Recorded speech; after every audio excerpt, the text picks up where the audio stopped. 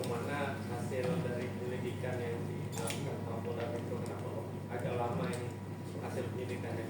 Kemudian yang kedua, tadi kan tudingannya agak serius terkait dengan ini udah masuk isu politik. Kalau dari teman-teman pengacara sendiri melihat apakah isu politik ini digerakkan secara struktural atau mungkin sporadis? Kalau struktural, udah kecium nggak siapa dalang ini? Mungkin itu dari saya. Ya, untuk yang pertama, Mas, kita juga masih menunggu. Jadi kami masih menunggu update dari pihak Polda Metro Jaya, dan seperti yang tadi rekan Rifai sudah sampaikan, kami juga meminta nih kepada pihak Polda Metro Jaya dengan segala hormat untuk dapat terus menindaklanjuti laporan kami, dan kami paham bahwa pasti akan memakan waktu dan kami sangat menghormati. Tapi oleh karena itu kami juga pantau terus, mudah-mudahan prosesnya berjalan dengan lancar tanpa intervensi.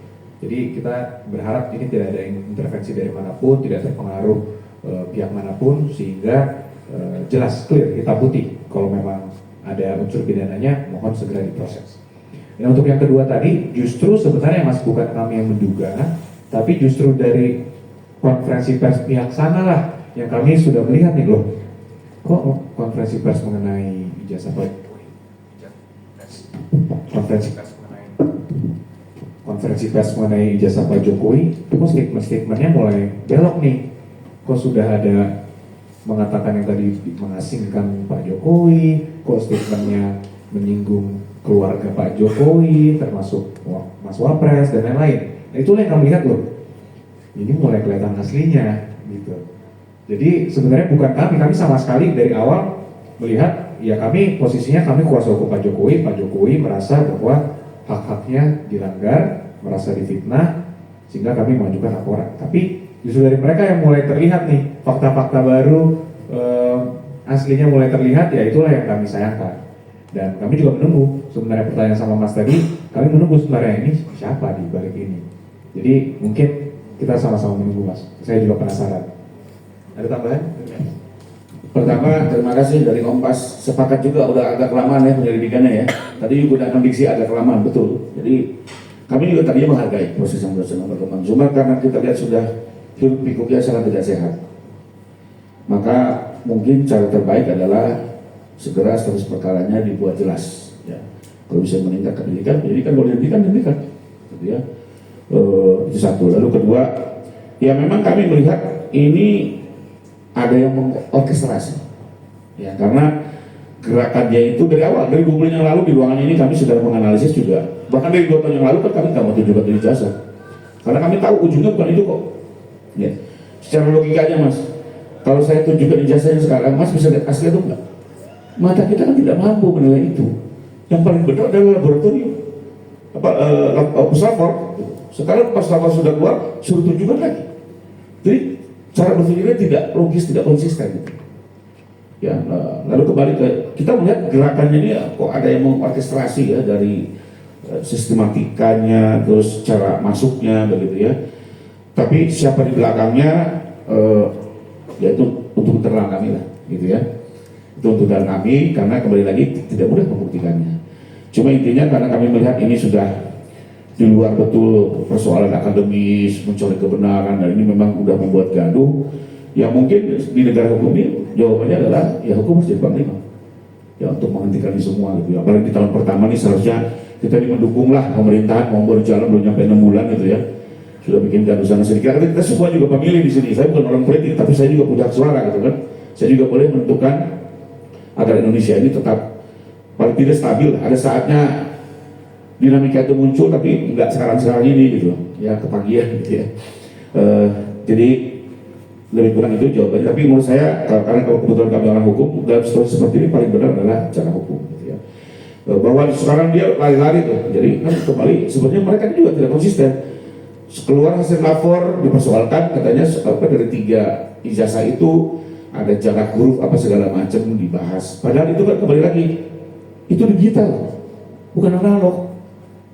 Gimana caranya sesuatu yang analog diuji secara digital? Ini logika sederhana aja.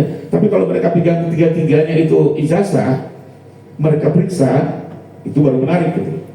Ini kan sesuatu yang analog diperiksa secara digital. Dan berulang-ulang terus, seperti itu terus argumentasinya. Itu bicara kepalsuan. Sekarang kepalsuan terjawab, sekarang lari soal syarat. Dipersoalkan. Kan beda ya. Ijazah itu ada kepalsuan atau tidak memenuhi syarat. Ada dua model. Kalau kepalsuan itu betul-betul tidak ada ijazahnya dibuat palsu. Kalau tidak memenuhi syarat itu ijazahnya asli tapi tidak memenuhi syarat. Beda. Itu dua kelompok yang berbeda. Mereka kan ini nggak jelas. Sebentar bicara palsu, ya. Sebentar lagi bicara persyaratan, ditanya KKN-nya, skripsinya, lihat ke desa segala macam, itu bicara persyaratan itu udah kayak auditor dikti jadinya, ya sudah kayak tugasnya auditor dikti. Dan kalau bicara tidak bicara seperti UGM bukan persoalan kami lagi kan begitu. Jadi karena kita melihat sudah tidak konsisten ya, tidak logis bahkan tidak sehat gitu ya, terus bergulir di masyarakat, maka ya kami juga sudah dalam suatu titik ini sepertinya kita perlu agak lebih serius dari segi penegakan hukum. Itu mungkin yang bisa ditambahkan. Pertanyaan lain, silakan. Dari Kapolri kan akan ada pengawasan internal, eksternal terkait dengan kasus ini.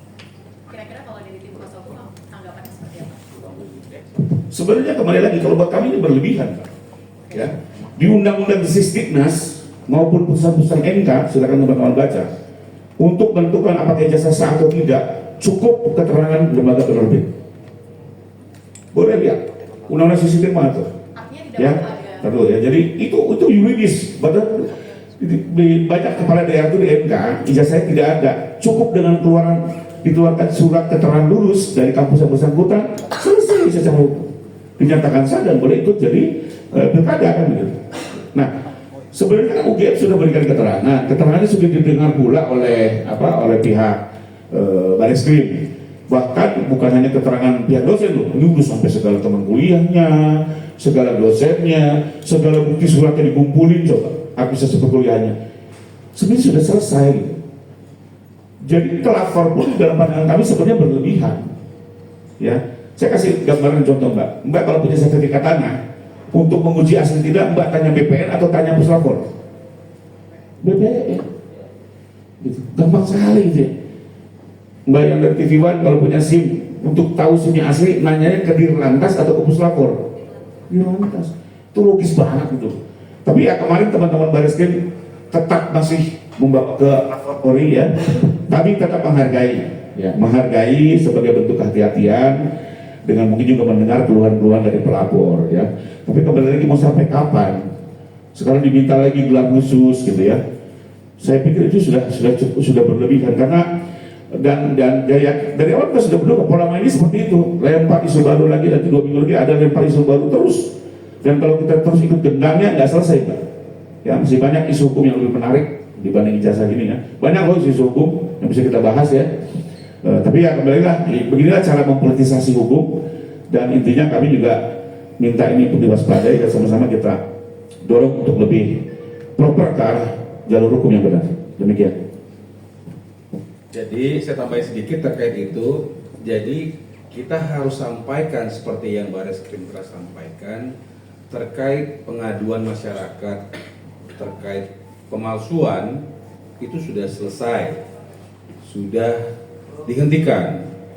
Terkait permohonan-permohonan mereka menurut saya tidak relevan, sehingga kita tidak usah lari ke sana. Dan juga bagaimana caranya, misalnya nih ada orang menuding ada uang palsu, tetapi dia tidak pernah memegang uang palsunya yang mana, ya kan? Sehingga saya berharap media juga tidak memfasilitasi hal-hal demikian, karena ini tentunya malah menambah gaduh seperti itu. Jadi saya mohon mengenai dengan pengaduan masyarakat sebelumnya sudah selesai, dan marilah kita fokus kepada pengaduan yang disampaikan Bapak atas hal yang merugikan Bapak terkait dengan pencemaran nama baik dan fitnah yang telah dilakukan oleh pihak-pihak yang sudah kita adukan tersebut. Demikian. Dan kalau mereka mau membela diri ya silakan, mereka ikut prosesnya dan mereka silakan buktikan di persidangan. Demikian. Ada pertanyaan lain kira-kira? Ada lagi?